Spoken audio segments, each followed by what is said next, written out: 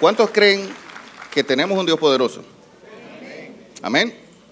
¿Y cuántos creen que hay poder en la oración? Que la oración cambia las cosas. ¿Verdad que sí? Eso, Ramón. De hecho, este miércoles que pasó iniciamos en Vida Coach un curso que se llama Cristianismo Práctico. ¿Ok? Y donde vamos a tratar a cómo ser un cristiano maduro, un cristiano saludable, un cristiano que impacte a los de su entorno. Y iniciamos con una clase de introducción la semana pasada y la próxima clase, esta semana no, sino la que sigue, vamos a hablar precisamente de la oración. ¿Cómo ser un cristiano de oración? Eso es clave en la vida de todo cristiano. Un cristiano que no dedica tiempo para la oración, está liquidado. Ahora bien, fíjense lo que dice Efesios 3, 20 y 21. ¿Se atreve a decirlo conmigo? Dice, y aquel que es poderoso para hacer, ¿qué cosa? Todas las cosas, más abundante de lo que pedimos o entendemos, según el poder que actúa en nosotros. A Él sea la gloria en la iglesia, en Cristo Jesús, por todas las edades, por los siglos de los siglos. Amén. Él tiene el poder para hacer incluso más de lo que pedimos o imaginamos o entendemos. ¿Lo creen? Ahora bien, entonces, digamos que si la oración es el arma que nosotros tenemos como cristianos, ¿cierto? Y Él, dice Efesios 3, 20, 21, que tiene el poder para ser mucho más abundante de lo que pedimos o imaginamos. Les quiero hacer una pregunta. ¿Cómo es una oración efectiva? Si usted tuviera que definir una oración efectiva, ¿qué le viene a la mente?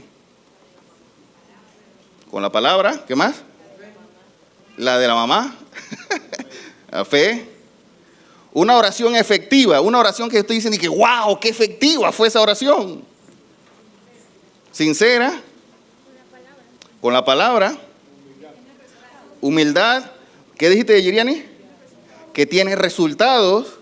Ok, entonces pareciera, o siguiendo esa línea de Yiriani, la oración efectiva es una oración que da resultados. ¿Cuál resultado?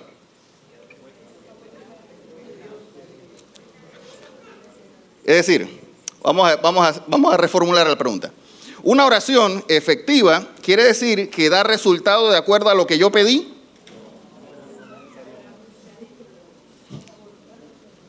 De la voluntad de Dios. Entonces no es tan efectiva nada, ¿o sí es efectiva? Si es efectiva, pero si no recibo lo que yo estoy pidiendo, entonces ¿es efectiva o no efectiva? Sigue siendo una oración efectiva. Creo que es efectiva cuando nos convencemos de que Dios está en control. Me gusta. Mira, dice, cuando nos convencemos de que Dios está en control. Mira, vente para acá mejor, Elmir, tú predica. Belleza. Ahora bien, fíjense, déjenme contarle una historia. Está en el libro de Primera de Samuel. ¿Ok? Y es la historia de Ana. Ana era una mujer que tenía un esposo que se llamaba Elcana. ¿Ok? Y fíjese, vamos a leerlo. Dice, en la sierra de Efraín había un hombre sufita de Ramatayín. Su nombre era Elcana, hijo de Jeroán, hijo de Eliú, hijo de Tou, hijo de Suf, efraimita. Elcana tenía 2 esposas. Una de ellas se llamaba Ana. Y la otra, Penina. Ok. Esta tenía hijos. ¿Quién tenía hijos? Penina. Y Ana no tenía hijos. Ahora bien, fíjense algo. Ana era la primera esposa, pero era estéril. No podía tener hijos. Y luego el Cana tiene una segunda esposa, Penina, que es así, tuvo hijos. ¿Ok? Esta tenía hijos, o sea que era más de uno. ¿Ok? Seguimos, versículo 3. Cada año el Cana salía de su pueblo para adorar al Señor Todopoderoso y ofrecerle sacrificios en Silo, donde Ofni y Fines, los hijos de Elí, oficiaban como sacerdotes del Señor. Era una tradición judía que todos los años ellos tenían que ir al templo a rendir culto, a hacer un sacrificio y a adorar al Señor. ¿Ok? Seguimos leyendo. Versículo 4. Cuando llegaba el día de ofrecer su sacrificio, dice, el Cana solía darle a Penina y a todos sus hijos la porción que les correspondía. O sea, era equitativo y les daba. ¿Ok? Pero a Ana le daba una porción, ¿cómo? Especial. Dice, una porción especial, pues la amaba a pesar de que el Señor la había hecho estéril. Penina, su rival, mira cómo la describe, su rival, dice, solía ¿qué? Atormentarla para que se enojara, ya que el Señor la había hecho estéril. ¿Alguna vez ustedes han estado en alguna situación donde tras que están caídos y tras que están fastidiados, viene alguien y mete el dedo en la llaga? ¿Verdad? Se han encontrado gente así, ¿verdad? O yo nada más yo. Que fastidian, que son necios, que hacen bullying y dicen, ¿verdad? Que hacen leña del árbol caído, como dice el dicho. Bueno, esto es lo que estaba pasando, Ana. Dice que Penina la solía atormentar. No es que nada más la vacilaba, dice, ay Penina, ay Ana. No, la atormentaba. Y dice, con el objetivo, o sea, ¿para qué? Para que se enojara, ya que el Señor la había hecho estéril. Dice, cada año cuando iban a la casa del Señor sucedía lo mismo. Todos los años era lo mismo. O sea, llevaban varios años en eso. Y dice, sucedía lo mismo. Penina la atormentaba hasta que Ana se ponía a llorar y ni comer quería. Se deprimía Ana. Perdía el apetito.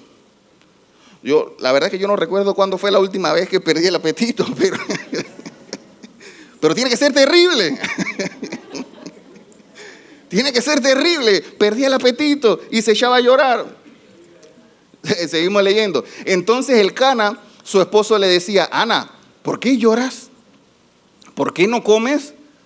¿Por qué estás resentida? ¿Acaso no hay para ti, acaso no soy para ti mejor que 10 hijos?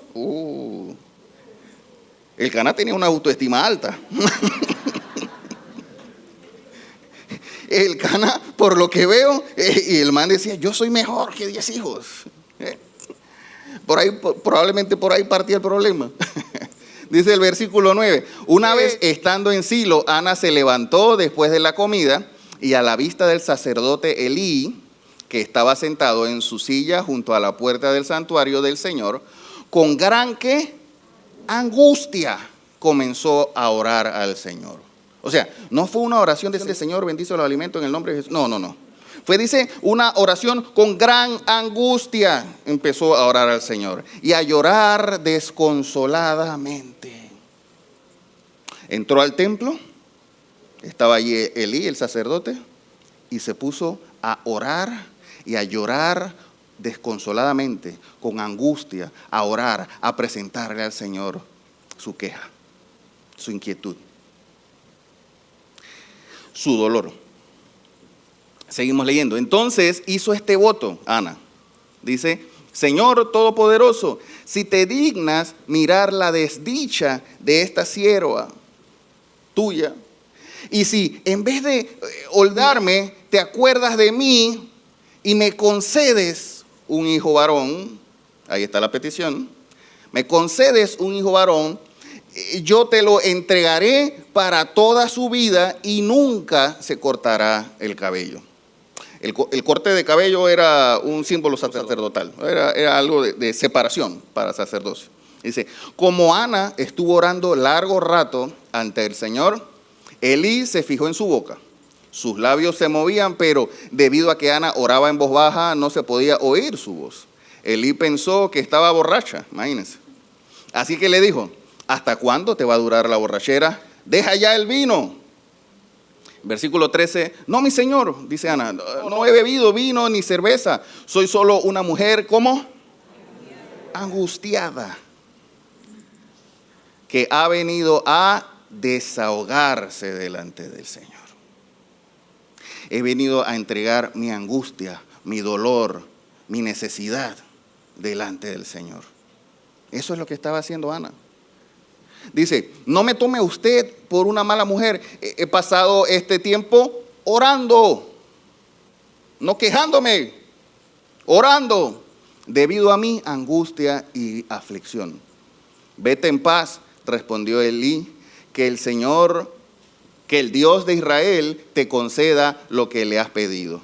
Gracias, ojalá favorezca a usted siempre a esta sierva suya. Fíjense algo interesante. La Biblia no relata cuántos años sucedieron esto, pero dice que cada año sucedía que Penina molestaba o atormentaba a Ana y Ana se deprimía, ¿ok? Y Ana lloraba, no quería comer. Pero en esta ocasión sucedió algo especial. En esta ocasión ella entró al templo y derramó su corazón a Dios. Entró al templo y lloró, oró, presentó su angustia. Y quiero que hoy analicemos dos cosas interesantes que hizo Ana y que, por ende, hizo una oración efectiva. Y lo primero que hizo Ana es que derramó su alma ante el Señor. Versículo 15, en la Reina Valera, dice, Ana le respondió diciendo, no, Señor mío, eso le respondió Elí, yo soy una mujer atribulada de espíritu, no he bebido ni sidra, sino que he derramado mi alma delante del Señor. Es decir, en muchas ocasiones, cuando tenemos una necesidad, cuando tenemos una petición, cuando hay algo que nos aqueja, lo primero que viene a nuestra cabeza en muchas ocasiones es quejarnos.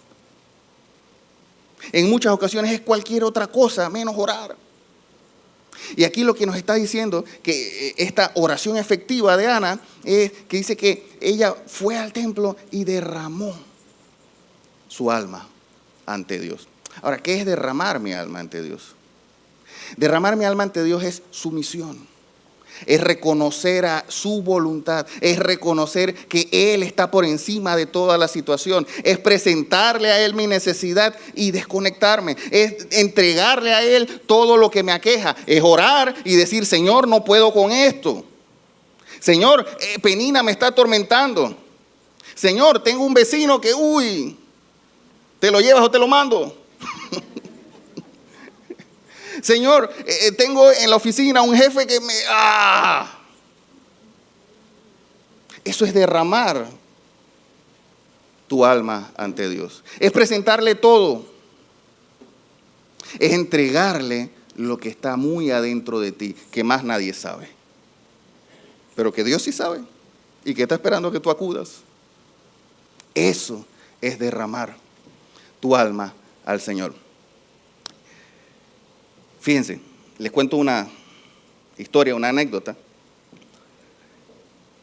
Cuando mi hijo César Andrés tenía como 4 meses de nacido, él le dio bronquiolitis. En ese momento yo me enteré que eso existía, bronquiolitis. Y estuvo hospitalizado con 4 meses de nacido, estuvo hospitalizado como 2 semanas. Y cuando le hacen exámenes y le hicieron una radiografía del tórax, sale en la radiografía que se veía como una masa o una mancha en el pulmón izquierdo. Y nosotros dijimos, Dios, tiene solo 4 meses. Y estábamos en el hospital y yo dejé a Sol, que iba a quedarse la noche con César. Yo me iba a la casa para regresar al día siguiente. Pero cuando iba saliendo del hospital en la noche, yo entré al carro y me encerré en el carro, allí mismo en el hospital, Y sin mentirles, me quedé como 4 horas, como hasta las 11 de la noche, allí en el carro, orando y llorando al Señor. Me quedé allí derramando mi corazón ante Dios. ¿Saben por qué? Porque unos meses atrás, cuando Sol estaba embarazada, Dios nos había hablado y Dios nos había dado una promesa y nos había dicho, este niño que está aquí es mi plan, no era tuyo, no era tu plan, pero sí era mío. Y mi bendición va a estar sobre él, nos había dicho el Señor. Y ahora que salga algo como esto, a los 4 meses, Señor, ¿qué pasó? Tú no habías hablado. Miren, esta fue una quizás de las pocas veces que me he atrevido a reclamarle a Dios. Es decirle, Dios, tú nos hablaste, tú nos dijiste que este era tu plan, que él era tuyo, que la bendición estaba sobre él, y ahora esto. ¿Qué pasó, Señor? Y me fui a la casa. De hecho, Sol se enteró ayer que yo hice eso de las 4 horas en el carro. Pero me fui a la casa y a los 2 días iban a hacerle un CAT, creo que era un CAT, una resonancia, algo de esto, para determinar el volumen y ver cómo iban a proceder con eso que se veía allí. Y para la misericordia de Dios, cuando lo hacen, no había nada. Nada. Misteriosamente, por decirlo de alguna manera, había desaparecido eso que las radiografías habían mostrado. Ahora, ¿qué quiero decir con esto? ¿Será que mi oración fue efectiva? ¿O será que Dios lo que quería era que yo derramara mi corazón delante de Él? Fíjense, en muchas ocasiones Dios está esperando eso, que nosotros acudamos, que nosotros nos derramemos a Él. No importa si el resultado es como esperábamos o no esperábamos, lo importante aquí es que nos entreguemos a Dios, que derramemos nuestro corazón delante de Él. Fíjense algo, Ana hizo una segunda cosa interesante que relata esta historia. Y lo segundo que hizo Ana fue que alineó su petición con la voluntad de Dios. Fíjense lo que dice el versículo 11. Entonces hizo este voto: Señor Todopoderoso, si te dignas mirar la desdicha de esta sierva tuya, y en vez de olvidarme te acuerdas de mí, olvidarme te acuerdas de mí, y me concedes un hijo varón. Mira que estaba pidiendo específico, un hijo varón. Yo te lo entregaré para toda su vida y nunca se le cortará el cabello. Ana ya no estaba pidiendo, habían pasado varios años, dice que todos los años era lo mismo y lloraba, y Ana estaba estéril de muchos años. Pero en esta ocasión, ella quitó su egoísmo y se alineó con la voluntad de Dios. Ella ya ahora pidió y dice: yo quiero un hijo varón, pero un hijo varón para que te sirva. Un hijo varón que yo te voy a entregar. Un hijo varón que te va a servir y que va a estar contigo siempre, que va a servirte siempre. Más adelante la historia relata que nace Samuel. Samuel, el más grande de todos los jueces de Israel, el que fue la transición entre los jueces, el que ungió al rey David. Ese era Samuel. Entonces Ana estaba alineando su petición, ya no era egoísta. Señor, dame un hijo porque quiero sacarle la tabla a Penina. Dame un hijo porque ya Penina me tiene harta. Dame un hijo porque tengo vergüenza. Dame un hijo porque yo me lo merezco. Dame un hijo porque yo soy bueno y yo voy a adorarte. No, dame un hijo para que te sirva, para que sea de bendición para otros, para que sea la transición de tu plan de los jueces al rey David. ¿Ven la diferencia? ¿Ven la diferencia cuando alineamos nuestra petición al Señor? Fíjense, Les cuento otra historia, otra anécdota. Hace unos años, en mi trabajo, yo tenía un jefe que era de esos jefes como Penina. Sí. Esos jefes que te transmiten paz, pero cuando se van, le ha tocado alguna vez le ha tocado a algún jefe así, ¿verdad? Que tú sientes paz, un alivio cuando se van. Me tocó una vez eso. Yo decía, Señor, este man más es lo que estorba que lo que ayuda. Este man debe ser un facilitador y lo que está haciendo es entorpecer. Y yo oraba y le decía, Señor, quítamelo. Quítalo de aquí. Y ahí estaba.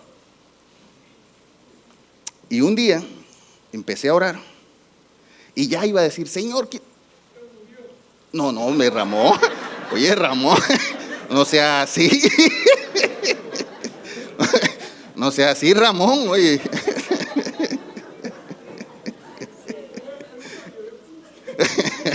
Y que él escucha y lo dice, no, oye, ¿qué pasó? Y yo iba a orar y ya iba a decir, Señor, por favor. Y en ese momento el Señor habló a mi vida, de verdad. Y empecé a orar diferente. Y le dije, Señor, tú me pusiste aquí. Tú me trajiste a este lugar. Creo que las cosas no están fluyendo bien. Pero yo no quiero pedirte lo que yo quiero. Quiero pedirte que se haga tu voluntad en ese lugar. Quiero pedirte que mientras yo esté allí sea de bendición para otros. Y si tú en algún momento tienes que sacarme de ahí, lo hagas. Empecé a orar diferente. Empecé a decirle a Dios, no, es que yo no quiero, yo ni siquiera te voy a pedir lo que yo quiero. Claro, yo quería lo que pensó Ramón. Pero yo empecé a orar y decirle, Señor, yo no quiero mi voluntad, yo no quiero que se haga lo que yo te estoy pidiendo, yo no quiero que se haga lo que yo tengo en mi cabeza ni en mi corazón. Tú conoces mejor las cosas que yo. Tú sabes qué es lo mejor. Así que lo que te voy a pedir hoy es que simplemente tú hagas tu voluntad, no importa cuál sea. Yo voy a aceptar tu voluntad, no importa lo que sea. Y esta historia termina bien también. No murió, pero lo movieron. Y no solo a él, sino al jefe de él, a los dos. Y yo dije, Dios, y al día siguiente, que yo me quedé impresionado de eso, de verdad. Yo me quedé impresionado de eso. Ahora bien, cuando alineamos y entendemos y sacamos de nuestro corazón que es mi petición, que es lo que yo quiero, que es lo que yo creo que me conviene, que es lo que yo pido, que es porque yo me lo merezco, que es porque yo lo quiero, y empezamos a entender que hay algo más que solo nosotros y nuestras peticiones, sino que Dios está en control de todo y que todo gira en torno a Él y no en torno a mí, empiezan a cambiar las cosas. Porque entonces aceptamos la voluntad de Dios, no importa lo que sea.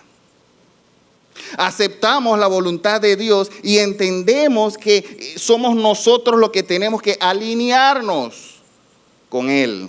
No Dios, el genio de la lámpara, concédeme el deseo. Es yo alineándome a su voluntad. Jesús lo dijo, hey Señor, estaba en el monte, hey, pasa de mí esta copa. Señor, yo no quiero esto. Pero ¿qué dijo el Señor? ¿Qué dijo Jesús? Que se haga tu voluntad. Y sufrió Jesús.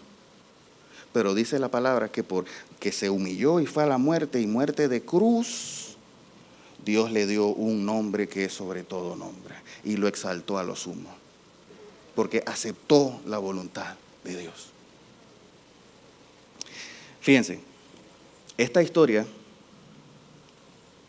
avanza y sigue diciendo, versículo 18, léanlo conmigo. Con esto, Ana se despidió, o sea, cuando salió del templo de orar, se despidió y fue ¿a qué?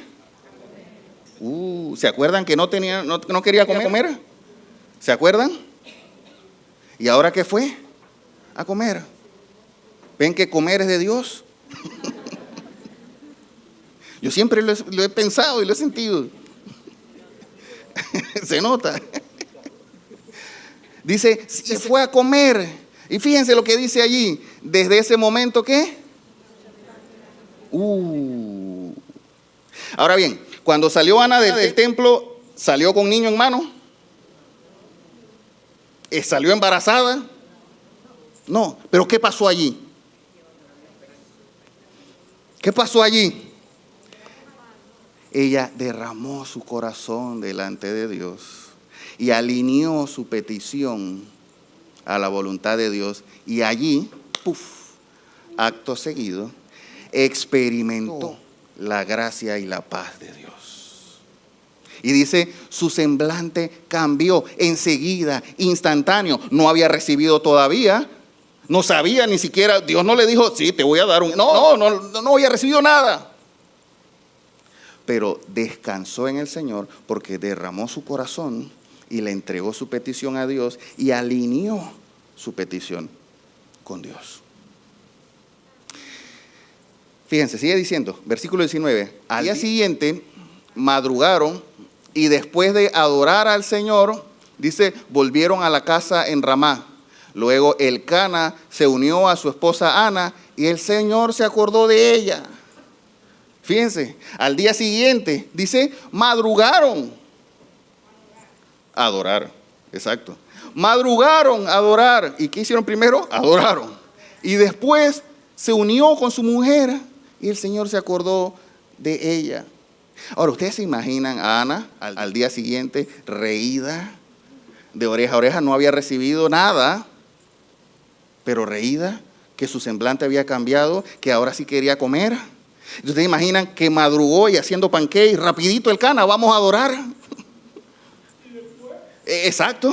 Y después Elcana, papito, venga, que esto es breve. Ya yo le entregué mi petición a Dios. Él se tiene que encargar, nosotros tenemos que hacer nuestro trabajo. Y dice el versículo 20, Ana concibió y pasando un año dio luz a un hijo y le puso por nombre Samuel, el más grande de todos los jueces que relata la Biblia, quien ungió al rey David y fue la transición. Y el que Dios, sacerdote o el juez que Dios utilizó para su plan. Y dice, pues dijo, al Señor se lo pedí. Fue el Señor quien me lo dio. Fue el Señor quien lo hizo. No mi habilidad, no mi capacidad, no mis recursos. Fue mi oración porque yo lo derramé delante de él.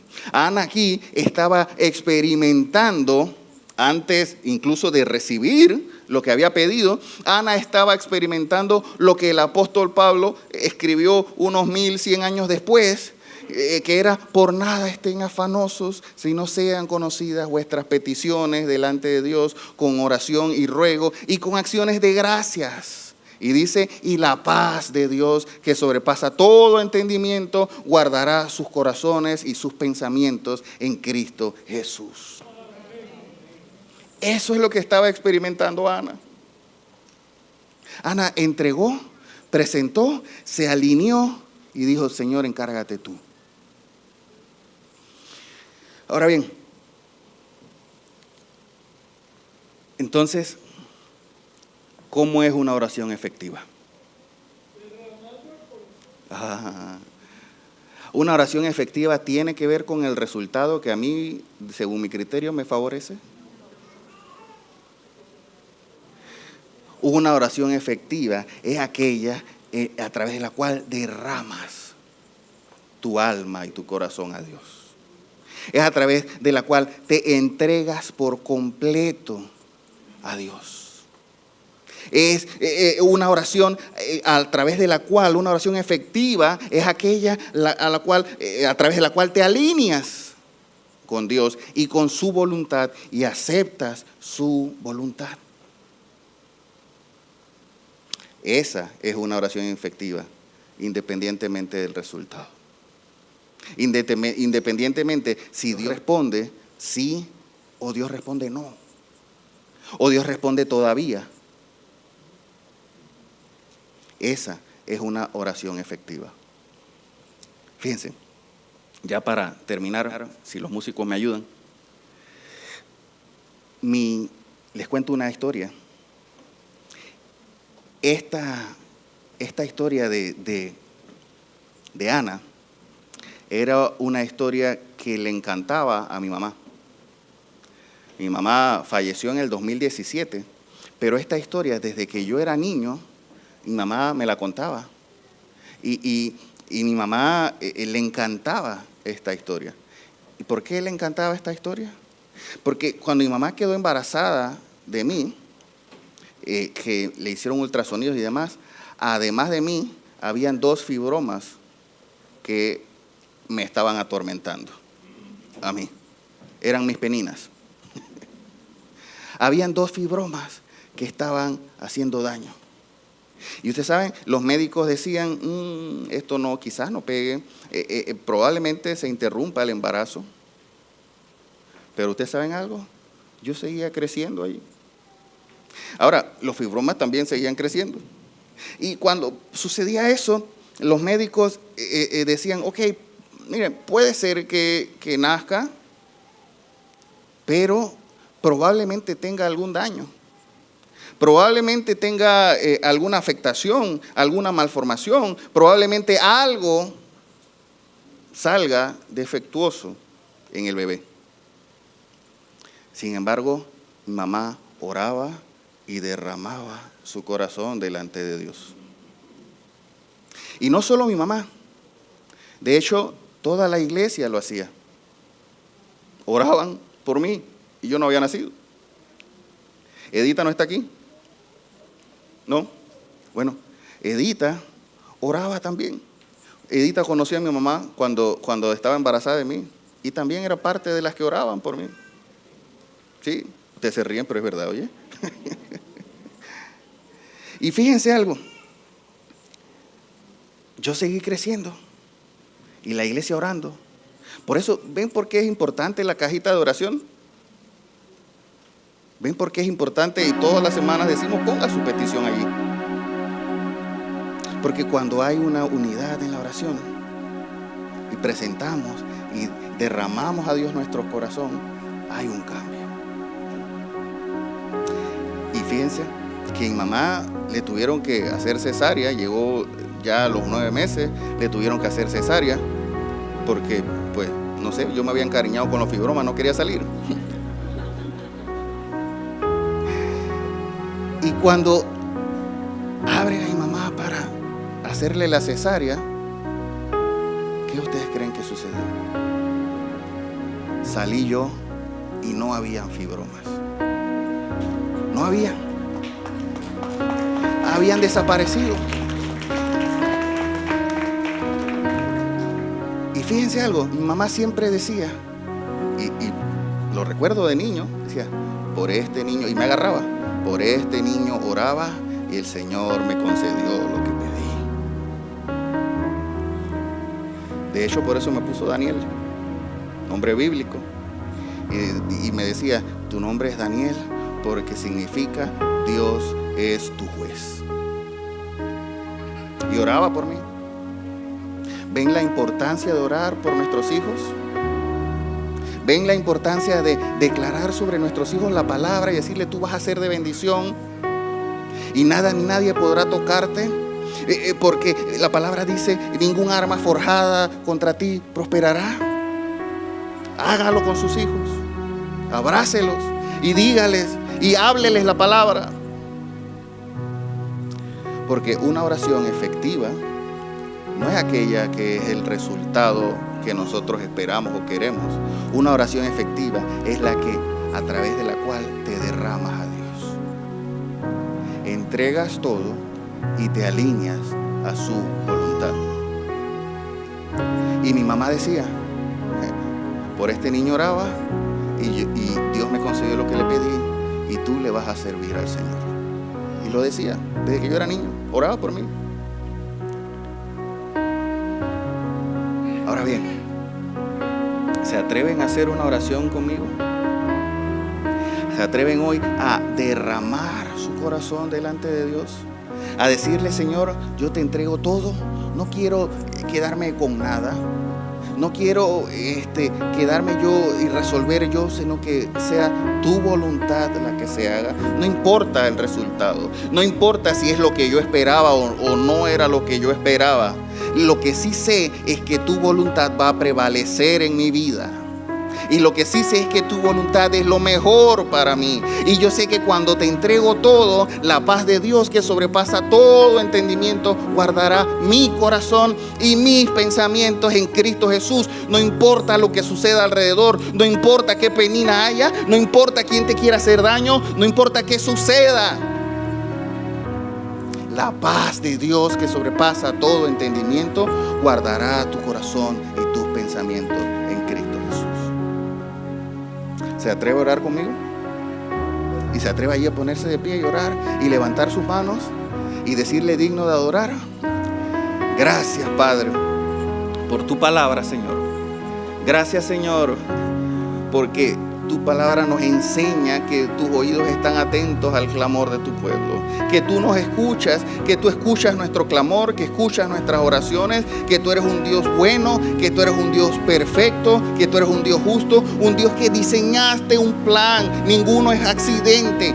Tú diseñaste un plan para cada uno de nosotros, Señor, y hoy lo que queremos, Señor, es alinearnos a tu plan, es entregarte todo sin reserva, que no quede nada guardado, sino, Señor, confesarte todo, mis anhelos, mis deseos, lo que necesito, lo que quiero, pero, Señor, que todo esté pegado a tu voluntad. No quiero otra cosa que no sea que tu voluntad en mi vida. Padre, oro por mis hermanos, Señor. Oro por ellos, Padre, para que tú, Señor, cumplas tus promesas en ellos, para que tú te muestres a ellos, para que hables a sus corazones, para que, Dios, tu gracia y tu favor los acompañen siempre, Dios. Abre sus ojos espirituales, sus oídos, para que puedan escucharte, para que puedan ver más allá, para que puedan verte a ti obrar en ellos y que ellos sepan que tú has estado allí siempre y siempre estarás con ellos, no importa lo que esté alrededor. Padre, oro para que los bendiga, Señor, y que ellos puedan entender que tu perfecta voluntad es lo mejor que nos puede suceder. Y que una oración efectiva es derramar mi corazón, nuestros corazones ante ti. Gracias te damos, Dios, en el nombre de Jesús de Nazaret. Amén.